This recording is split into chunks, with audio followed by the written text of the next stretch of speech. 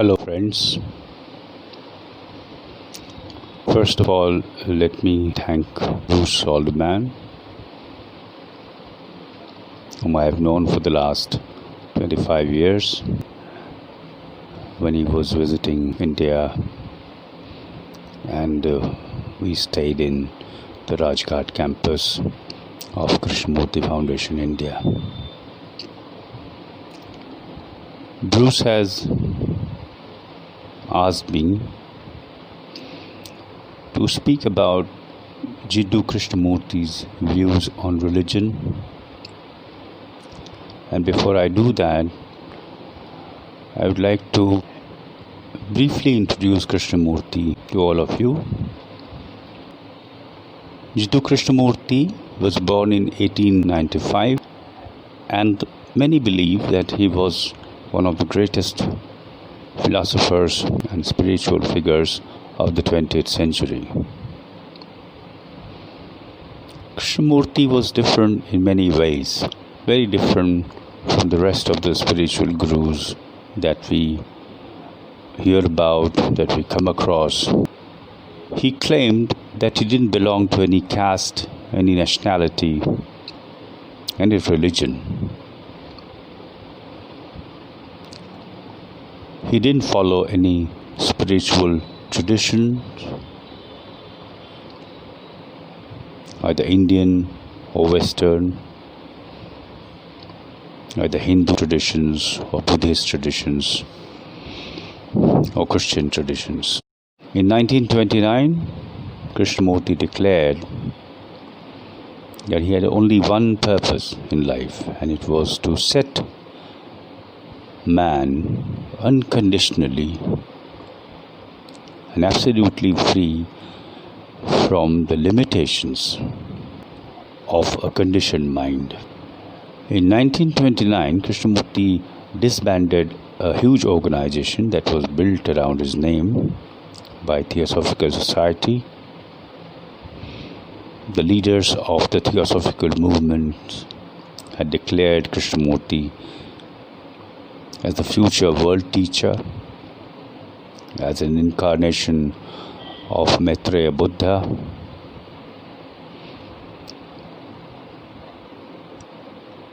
And in 1929, Krishnamurti, who was already being looked upon as a messiah,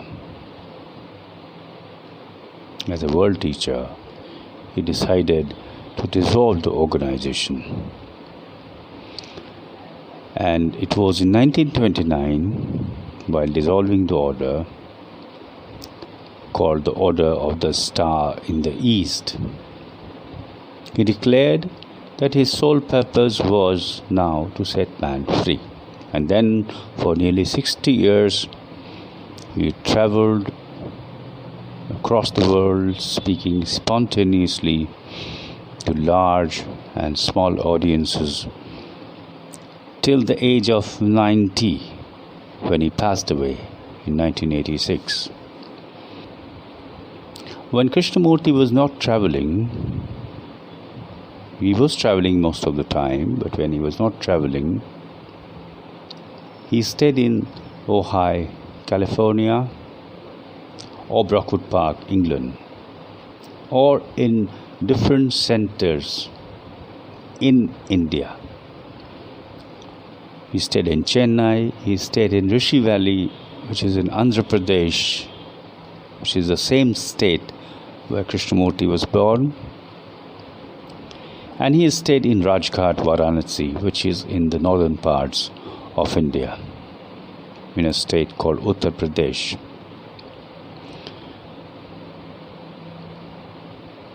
In almost all his talks, Krishnaji talked about the need to transform themselves through self-knowledge. I use the word Krishnaji because this is how people refer to him in India. So please don't be confused if I sometimes use the word Jiddu Krishnamurti and sometimes just refer to him as Krishna Ji. So as I was saying, that he kept telling people that to know oneself is the highest religion. Self-knowledge is the beginning and end of education. What did he mean by self-knowledge? It was something that seems very simple, but when really starts doing it, it may seem a very arduous task. So by self-knowledge, he actually meant that we need to be aware of the mechanism of thought, thinking. We need to be intensely aware about the activities of the mind, how thought arises, how thought functions, how it interferes in areas where it should not interfere, and so on. And he said that this observation of oneself can happen only in relationship. We'll talk more about it later. So the place that Krishnaji was born in was a small place, a few kilometers, about 30 kilometers from one of the most famous schools that he set up in Rishi Valley, Andhra Pradesh. It was a small town then, and when I visited it about 3 years back, it was still a small town, but very crowded now. And Krishnamurti and his brother Nityanand were both adopted in their youth by Dr. N.E. Besant, the then president of the Theosophical Society, who was also part of Indian national movement. She started the Home Rule League movement in India. She had some differences with Mahatma Gandhi, and eventually she left the Congress party, the Indian National Congress, which was leading the national movement against the British rule. N.E. Besant adopted Krishnamurti and his brother, and Krishnamurti used to refer to N.E. Besant as his mother. In Telugu, which was Krishnamurti's mother tongue, he used to call her Amma, which means mother. So they proclaimed, the Theosophical Society leaders, Dr. Besant and C.W. Leadbeater, that Krishnamurti was to be a world teacher, and his coming was already predicted by the Theosophists. And it was primarily in order to prepare for the coming of the world teacher that an organization, which I already mentioned, called the Order of the Star in the East was formed, and Krishnamurti was made the head of the organization. As I told you, in 1929, he renounced this role, relinquished its huge following, returned all the money and property that had been donated for this work. He resigned as the figurative head of the Theosophists and denounced in very strong words all organized spiritual and religious structures. He issued what later came to be known as a core statement, in which he summarized his teachings. It's a one-page document. He was asked by his biographer, Mary Lutchens, to summarize his own teachings. So he wrote down the main points of his teachings, which is a document named as the core of the teachings. It begins with a statement and I quote, "Truth is a pathless land. Man cannot come to it through any organization, through any creed, through any dogma, priest, or ritual, not through any philosophic knowledge or psychological technique. He has to find it through the mirror of relationship, through the understanding of the contents of his own mind, through observation, and not through intellectual analysis or introspective dissection." So after he left Theosophical Society, dissolved the organization, he taught as a friend, as a fellow traveler, as a friend who had himself delved very deeply into human consciousness, and he wanted to share his understanding of it with other people, talking about fundamental existential issues through questioning and asking the listeners to participate in the process, challenging their notions, their definitions of what they thought was religion, what they thought was a spiritual life. Many people have compared Krishnamurti's style, his dialogue technique, with that of Socrates, who also used to challenge and ask questions to people who went to him or to those to whom he himself went, asking them fundamental questions about life. So Krishnamurti has left behind an enormous body of work. Some people estimate it at almost more than 100 million words. 75 books have so far come out, which are a compilation of Krishnamurti's talks, dialogues. Some of these books were written by him. There are many works that still remain unpublished, and they have been preserved in the archives by the foundations. There are 3 foundations: the Krishnamurti Foundation India, Krishnamurti Foundation America, and Krishnamurti Foundation Trust England. The works have been translated into many languages. Recently, I heard that almost 36 books have also been translated into Chinese. He met leading scientists, psychologists, philosophers, artists from different parts of the world. There are 2 books which have his dialogues with the famous physicist David Bohm. Some of his important books include The Ending of Time, Freedom from the Known, Commentaries on Living, Education and the Significance of Life, The Awakening of Intelligence, and The First and Last Freedom. So this question of what is religion going to be like when this pandemic is over?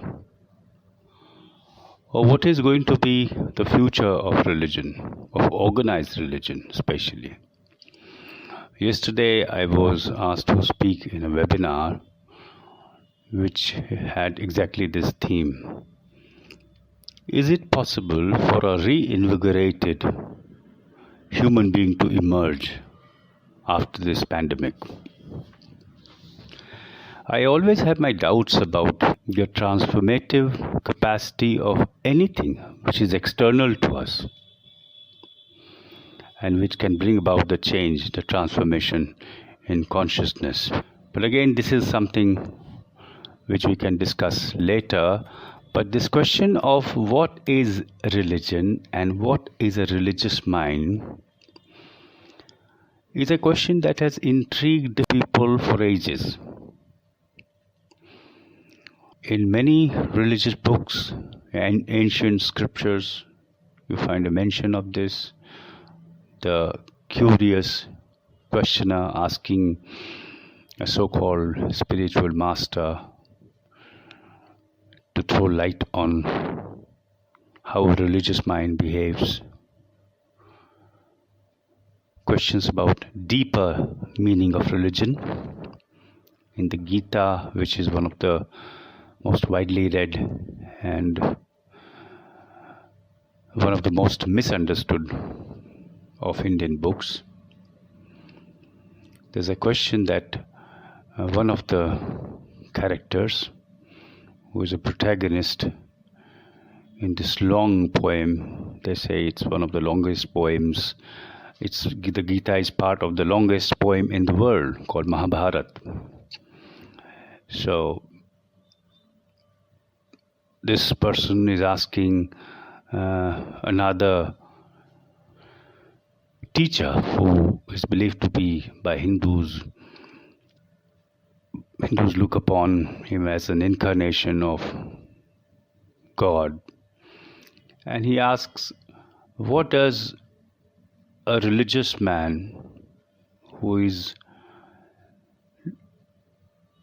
deeply engrossed in meditative silence, what does he look like? How does he talk? How does he sit? How does he walk? In the Buddhist stories I've read that there was a Brahmin boy who was mesmerized by the Buddha's personality, and he asked him, "Sir, what do you do the whole day?" And the Buddha is believed to have said that I walk, I sit, I talk, and I sleep. The Brahmin boy who asked him this question was a bit puzzled. He said, "Sir, this is what everybody else does." And the Buddha is believed to have responded by saying that what you are saying is true, this is what everybody does. But when I sit, I just sit. When I walk, I just walk. When I talk, and when I sleep, I sleep. What did he mean by this? Was he pointing to a very different quality that a religious mind has, which is always in the present moment? When such a person is walking, he's completely in the present moment. He is with his body. He is experiencing all the sensations that one does while walking. There is no thought from the past interfering in his mind, no worries about the future interfering with what he is doing in the present moment. Is religious life then a life without conflict? Krishnamurti talks about what is. He says, what is what you are, and that's a fact. Now, any movement away from what is the cause of conflict. So he says a religious mind moves from fact to fact. Let me give you a very simple example. Generally, when we are angry or when we are violent, the mind has a habit of immediately creating a state which is the opposite of violence or anger in this case. It could be any other emotion that the mind believes to be a toxic, negative emotion. So the mind has a habit of creating the opposite of that emotion and move towards that.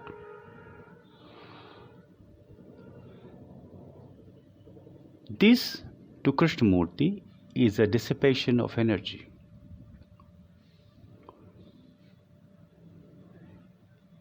Any movement in the sphere of consciousness, in the psychological world, which is away from what is, no matter how painful, how ugly, how disturbing we consider it, any movement away from it is the cause of dissipation of energy. Because then the mind is functioning in a dualistic mode. It is caught in the corridor of opposites. It is something, it wants to be something else which it is not. So therefore, that which it is not is just an imagined state. It's a fiction. Now that's a very deep-seated habit that the mind is caught up in. That's the habitual mechanical response of the mind, that it wants to get rid of what it is. Krishnaji offers with respect to religion. He says it's a gathering of energy. It has nothing to do with places of worship. It has nothing to do with rituals. It has nothing to do with dogma. It has nothing to do with the authority of a teacher. Nothing to do with the authority of a so-called holy book. It's a mind which gathers energy. Now, how does it gather energy? Not by turning the gathering of energies into an ideal to be pursued again, but a mind which is capable of watching how energy is getting dissipated in our day-to-day activities. The psychological energy. So by watching that dissipation very carefully, very minutely,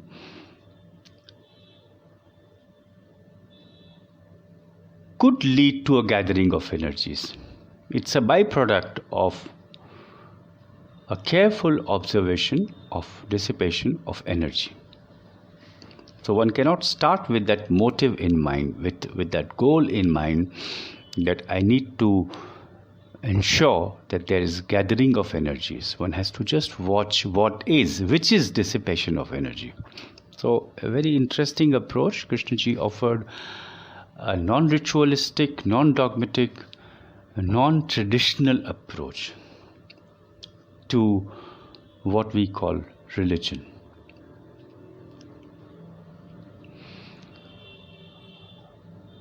Non-traditional because there have been traditions even in India where he was born that followed the mainstream traditions and that broke away from the mainstream traditions. But Krishnaji was against both. He was against the mainstream traditions, religious traditions, and he was also against what people looked upon as the breakaway traditions. And there were some books, some teachers who represented this breakaway tradition. Buddhism also arose as a very strong reaction against the supremacy of the upper caste, the Brahmins, in Hinduism. So it was part of a breakaway tradition. And when Krishnamurti had a dialogue with Buddhist scholars, and when the Buddhist scholars from Sri Lanka and other places from India, they pointed out to him that what he said was almost exactly the same thing that the Buddha had pointed out. Now, after listening to them with a lot of patience, Krishnamurti asks them a very direct question. He said, "Sir, I have not read the Buddha. Why do you bring him in?" So for him, the religious mind was one which didn't compare. He thought that if one compared to him to what somebody else had said in the past, he was not listening. He was not listening. He was trying to interpret what he was saying in the light of what was already said by somebody else. And he constantly discouraged this. Even while talking to some Hindu monks, philosophers, who said that what you say, sir, is also mentioned in the Hindu religious books like the Gita, like the Upanishads. Krishnamurti said, sir, don't compare. Just listen to me directly. This is also something very interesting, because the most of the religious teachers that I see in India now, the religious teachers of the past, they always referred to something that was in the scriptures, that was in the holy books, the ancient books. We glorify our ancient traditions a lot, especially the Hindu mind. And he says that the tradition has lost its soul. He did mention some of the ancient books like the Upanishads, but he said that they are not going to help you. So there is a vehement rejection of all authority, of people. There is a very strong statement against something which is accepted very commonly as the ultimate truth, which is somebody has to lead you in the psychological or spiritual realm, in the religious sphere. There has to be a teacher who has to teach you. Krishnamurti questions this. He says that as human beings, we have lived on this earth for thousands of years. Why do we still need somebody to tell us what to do? Which means he's expressing his very strong faith in the intelligence that each one of us has, but which is lying dormant because we have never been taught in our schools, in our college, in our universities, by our parents, by our society, how to awaken that intelligence. We have never been taught. We have been taught to depend on a psychological authority, to depend on a religious figure who knows, the head lama, the priest, the bishop, the teacher who has become a monk, lives in the forest, and so on. So this dependence is something which he has very seriously questioned. Now, was he pointing to the kind of religion that we will have in future? Which means a religion in which there is no ritual, there is no dependence on any external authority whatsoever, neither a book nor a person who claims to be enlightened,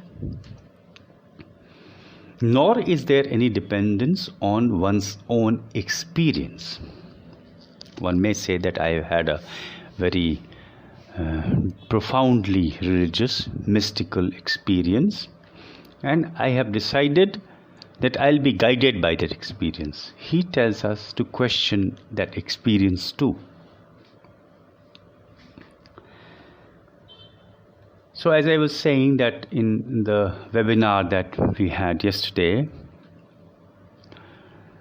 there was this question whether the new man will emerge after this pandemic.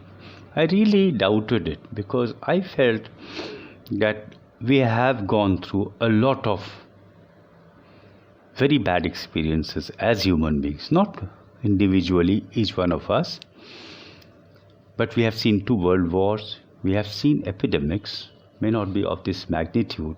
Maybe 102 years back we had a pandemic of this magnitude, the Spanish flu. And we have seen economic recession, we have seen countries, big powers, political leaders still amassing weapons of mass destruction. We have seen destruction, mutilation of nature now to an extent that has never been witnessed in the past. How is this pandemic going to change us? This has actually exposed the mental, the intellectual bankruptcy of almost all the world leaders in whom we have reposed our faith. We have told them to lead us, to guide us. Now, what happened, and this is not the first time, I've also read recently that out of the 10 infectious diseases that affect human beings, 6 they are result of transmission from animals to man. Zoonotic diseases. There's a term in medical science. There are people who specialize in the study of zoonotic diseases. And we see that because of global warming, the permafrost in the Arctic Circle may melt. About 6-7 years back, there was a case where the carcass of a reindeer was found somewhere in Siberia, and because of that there was a case of viral infection, and as a result of which a young boy also died, and many reindeers in that area died because of the infection caused by the carcass of the dead creature, the dead animal. And if this continues,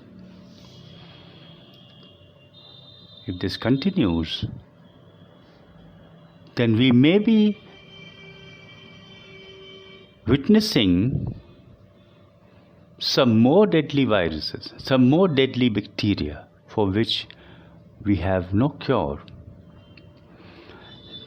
Basically, the reason why I am talking about all this is because historically and statistically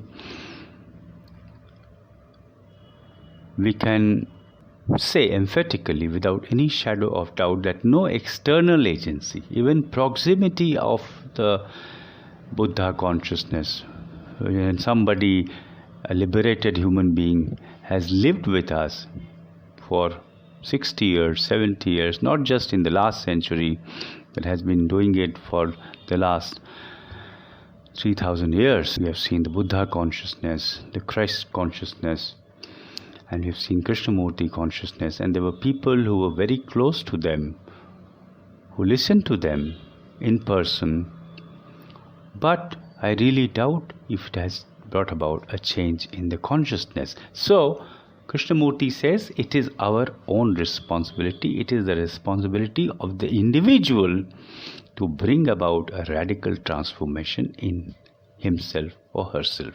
One cannot depend on others. And how can it happen? It can happen through self-learning. It can happen when one decides or when one faces a crisis holistically. One faces a crisis not fragmentarily, but when I say one faces a crisis, I mean one doesn't really know what to do with the crisis, and the crisis does whatever it wants to you, which means in the psychological realm, can we just watch what we have so far dismissed as negative, toxic emotions? Can we allow them to flower? Now, Krishnamurti asks this question: can you allow your hatred to flower? Now, one feels a bit astonished. What is the meaning of allowing hatred or anger to flower? Is he trying to say that this is something that can lead to the transformation of the consciousness? Because we have been reacting to all these movements in the psychological realm. We have been reacting to them with some action. And anger is a thought. I respond to anger with the help of another thought. I want to suppress anger. I want to justify anger. These are all activities of thought. And it has been pointed out that thought, a problem created by thought, cannot be solved by another thought. And this is what we have been conditioned to do. This is what we have been trained to do. That when we have an emotion which we have been considering treating as negative, I want to either control it or I justify it. Either I deny it or I like it. And this only perpetuates that state. It only strengthens that state. It does not bring it to an end. When Krishnaji talks about transformation, he is talking about freedom, which means freedom from what you are observing. So, there's an interesting statement he makes. When you observe what is without wanting to transform it, what is being observed gets transformed without any effort on your part. Now, this observation is the religion that Krishnamurti is talking about. So, when I read out the core of the teaching, he says, you cannot reach there through any psychological technique of substituting one thought with another, sublimating a so-called ignoble thought with something noble, sublimating a thought. None of these techniques is going to help. No philosophic system is going to help. No intellectual analysis is going to help. No dissection is going to help.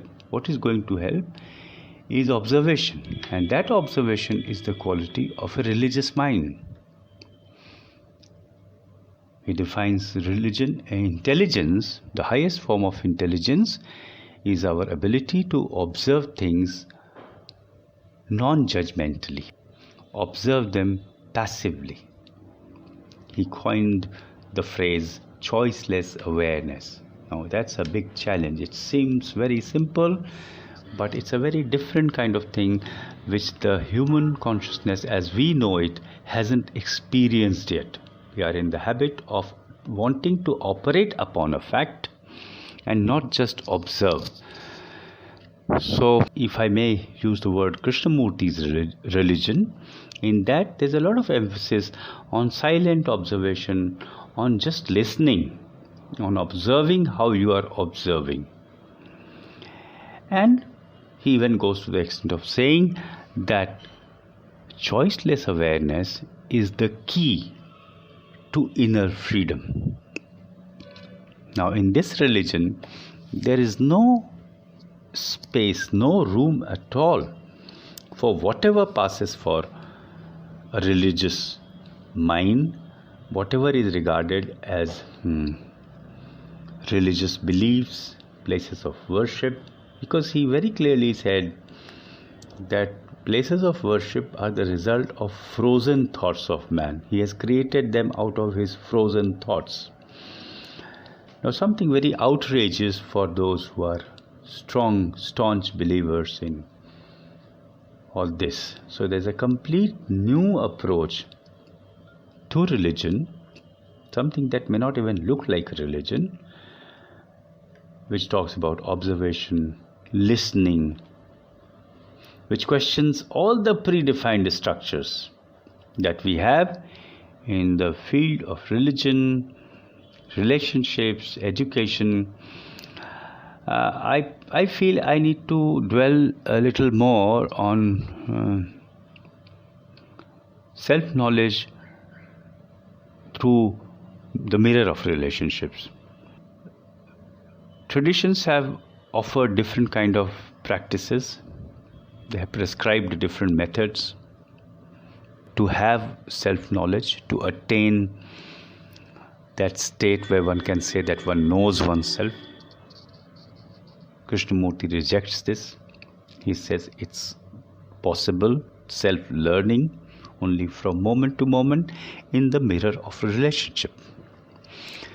Now, what kind of relationships do we have? We have relationship with people, we have relationships with things, with what we possess, and we have relationship with ideas.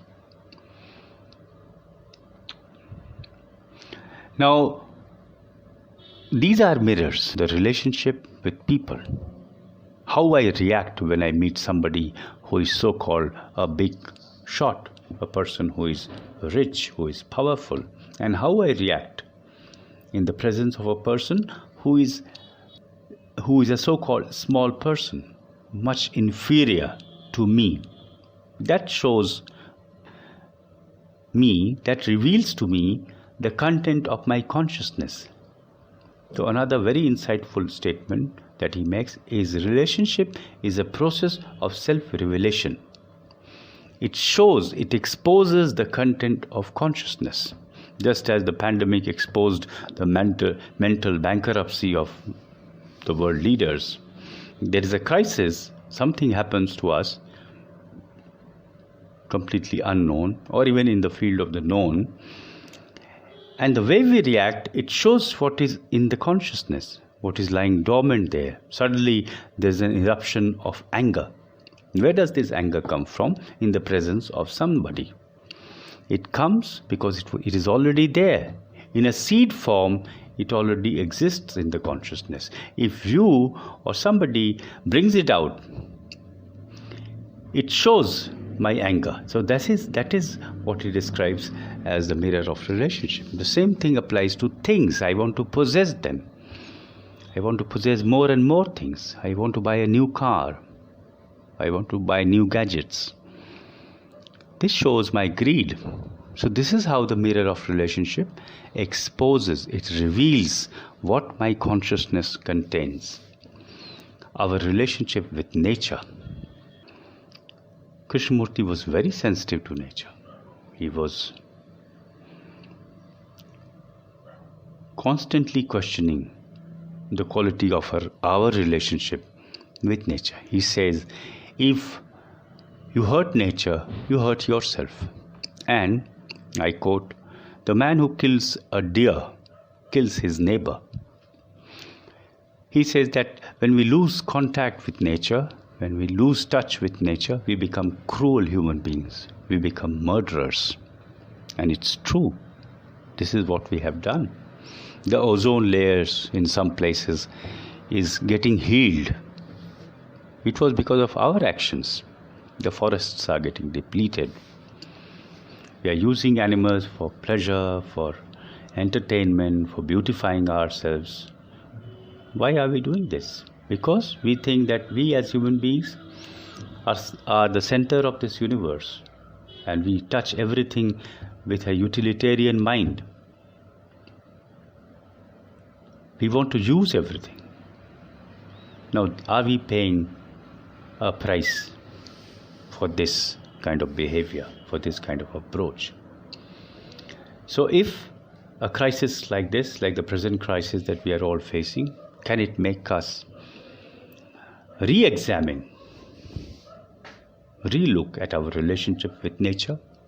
Is it possible that we become gentle in our approach now, that we realize that we have not treated the world, our fellow creatures well, that we have used them, we have exploited them, we have killed them, we have hurt them?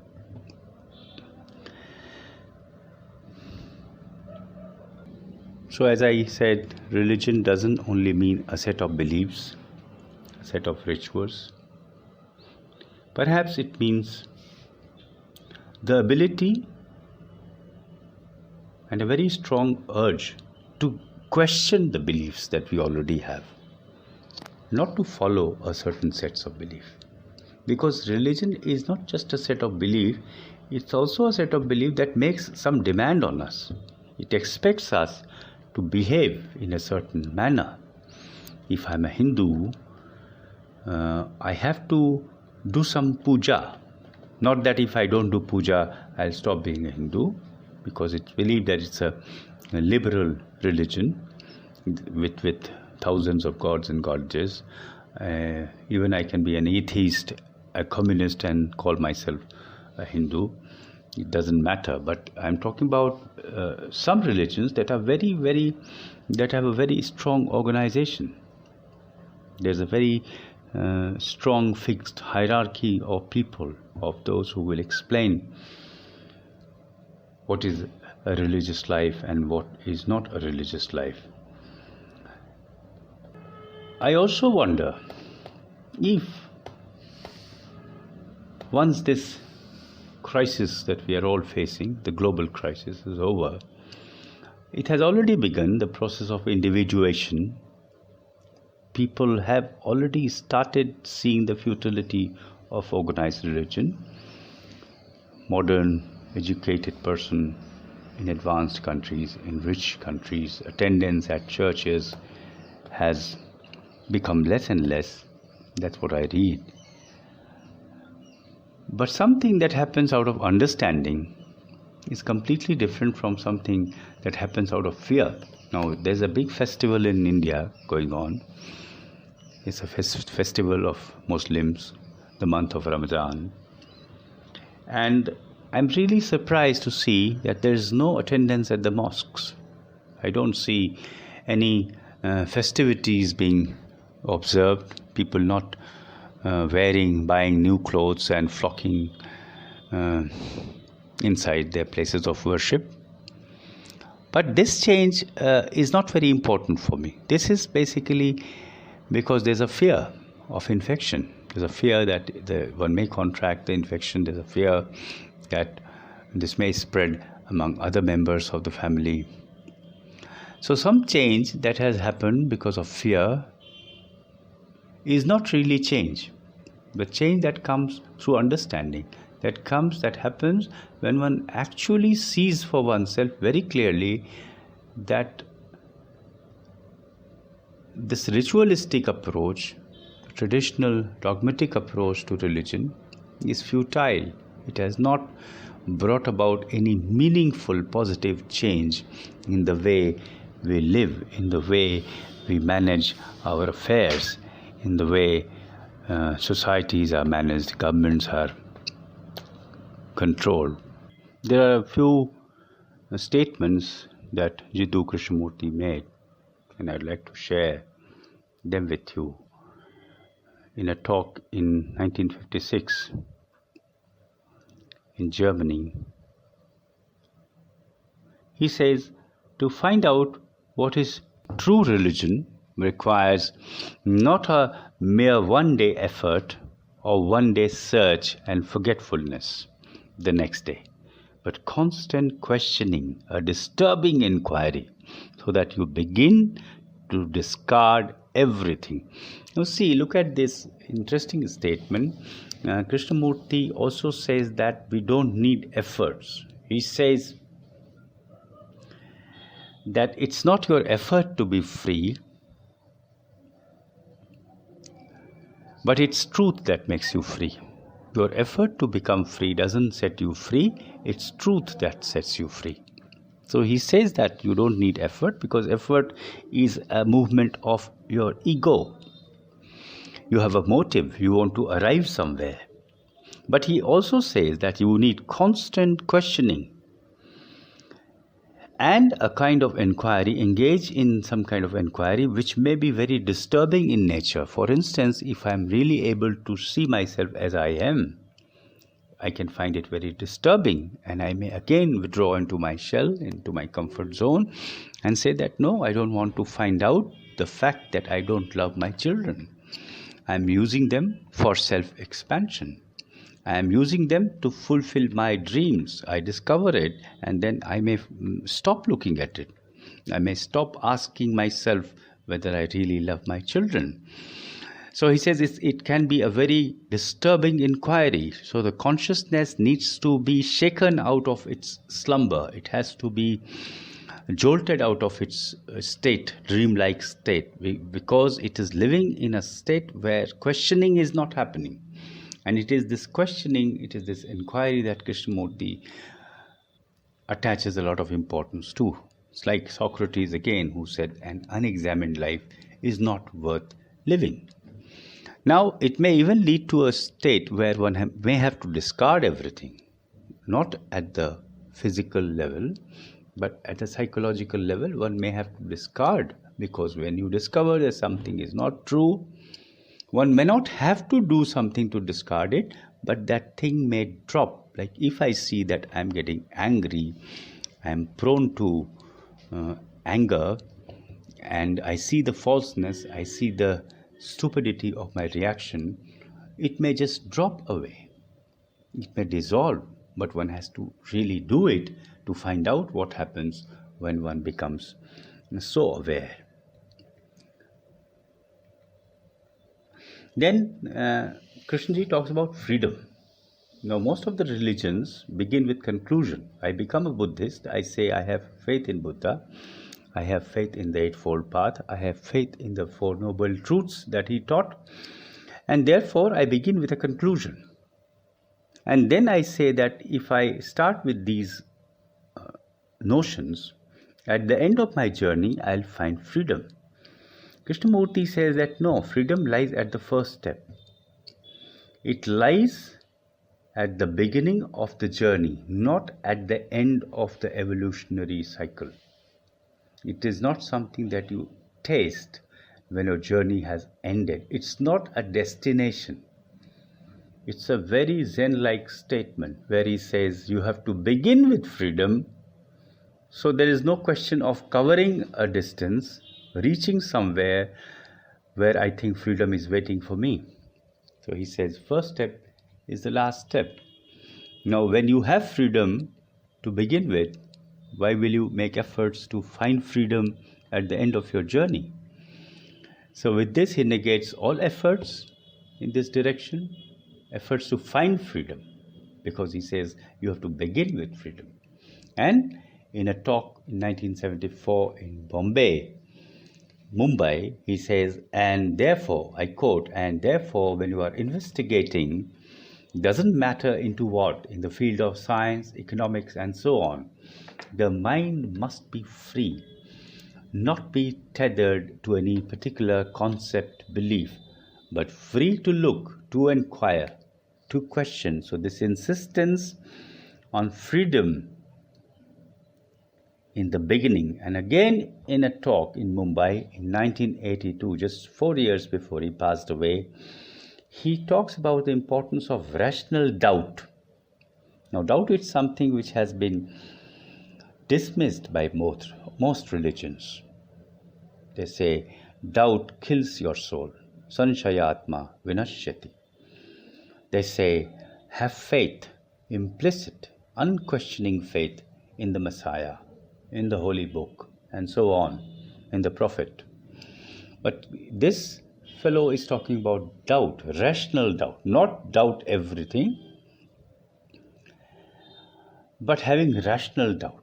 So he says, and I quote, we should have a rational doubt, skepticism, because doubt cleanses the mind, it freshens the mind, it breaks down the old habits, the old conclusions, the old concepts. Now again, the importance of having a new mind. A new mind, what the Zen Buddhists call a beginner's mind, a new mind will lay the foundation for a new world order. And that new mind will not happen because of a social, political movement. That new mind will take birth in an individual. It will happen in an individual. It is the individual who will become the catalyst of a social transformation, because as an individual he has been through all this serious inquiry, learning, unlearning, relearning, and at the end of which he has seen the futility of fixed notions, fixed ideas, dogma, prejudices, and he has found freedom. And therefore, he is a light unto himself and also to the society in which he lives.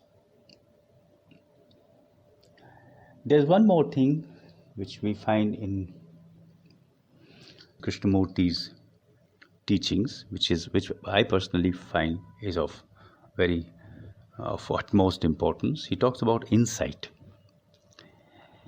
There are two things. He talks about time and he talks about insight. He denies time as a psychological construct. He says time is an illusion. Psychological time is the enemy of man. What does he mean by it? He says that the future is now. So if we think that future will be different from what I am now, because of time, future will become different. Today I'm a violent person, tomorrow I'll become non-violent. It's an illusion, because time itself does not exist in the psychological realm.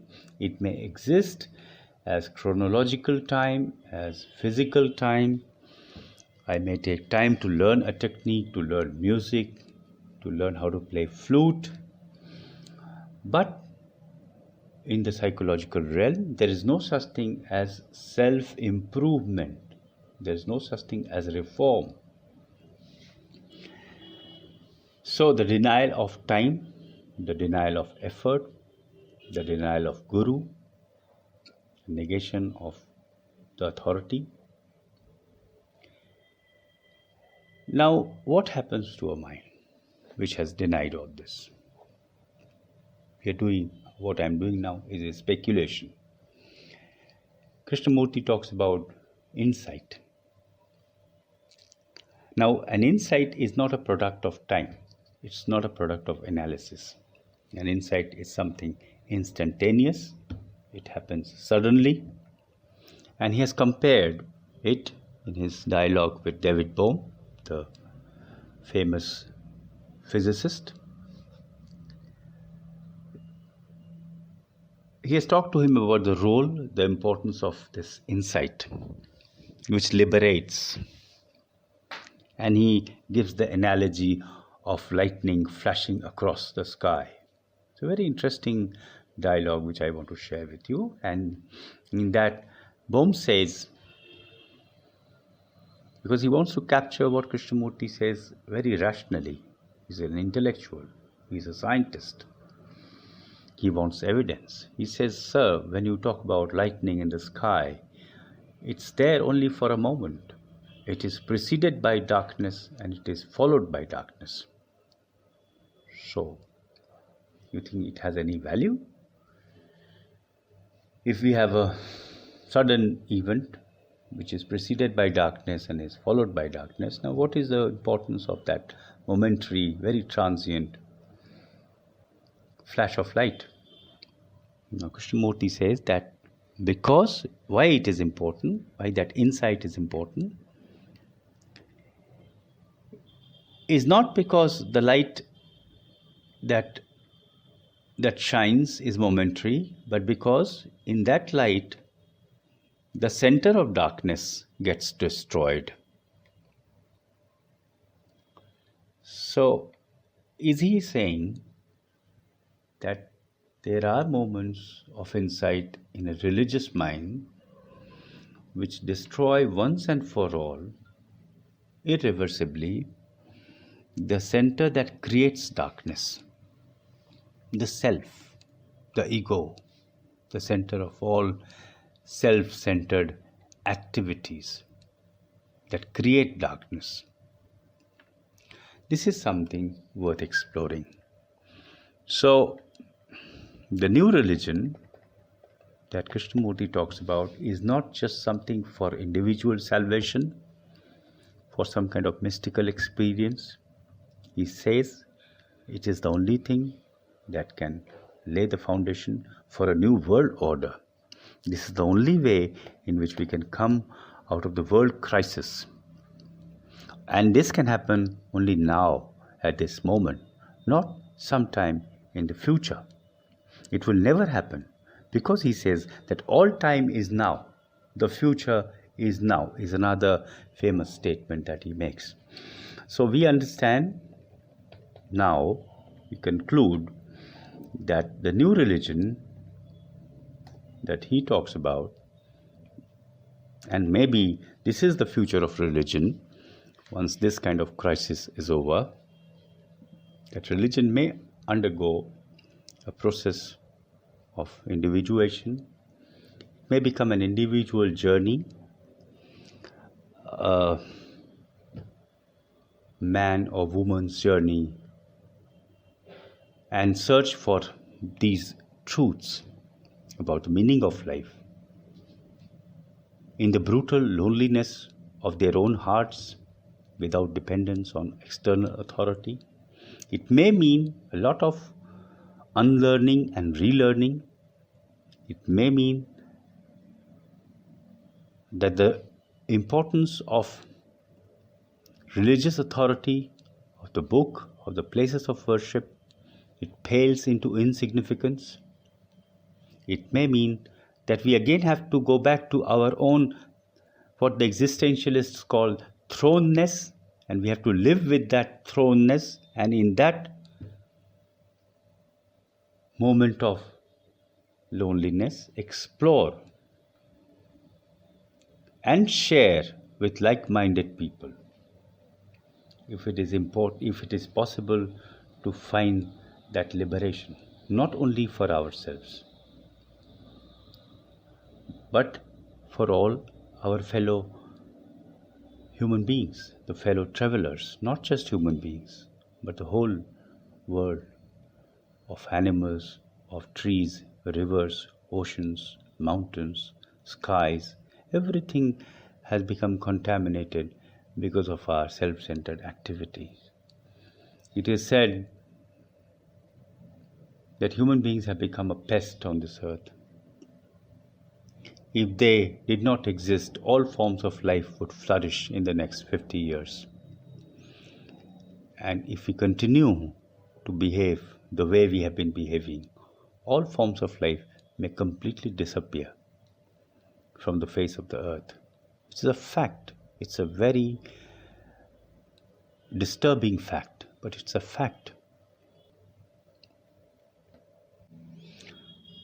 There's just one more thing which I wanted to mention, that Krishnamurti hardly ever uses the word God.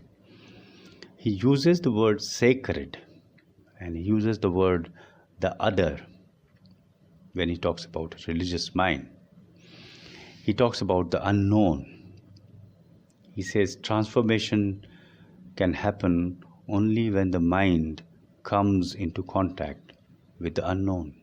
Then transformation begins to take place. And so there's something interesting, which again he says in New Delhi, a talk which he gave in November 1982, in which he says, and I quote, "Then is there something sacred, not invented by thought?"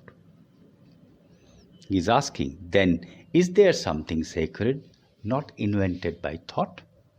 There is nothing sacred in the temples, in the mosques, in the churches. They are all the inventions of thought. So when you discard all that, is there something sacred that is nameless, timeless, something that is the outcome of great beauty and total order which begins in our daily life? And again, in a book called The Wholeness of Life, he says, when there is silence, there is immense, timeless space. Then only is there a possibility of coming upon that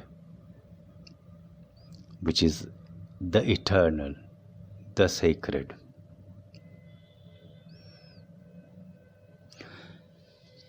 I think with this, I would like to end my talk. I hope I've been able to deal with the subject, develop the theme honestly. I talked about what Krishnamurti says about religion, interspersed with what my personal observations were. I hope it was not a very long talk. I wish I could have used a video, but as I told Bruce, we have frequent power cuts now.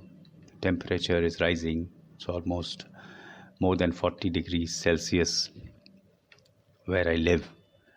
And so we have frequent power cuts, something that you may not be aware of in that part of the world. Because of this, the internet connectivity becomes very unstable. And I didn't want this technical things to disturb the flow of this talk. I hope I've been able to share something meaningful.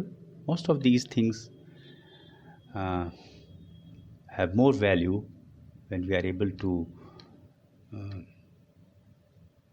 have a dialogue, listen to what others think about this, to the responses that other people come up with when they listen to something like this. That is more meaningful, but in the platform which is available to us now, this is also possible. And thank you so much for listening with patience. In the end, I would again like to thank Bruce, who asked me to give a talk. And I hope he is not feeling disappointed at the end of my talk. Thank you.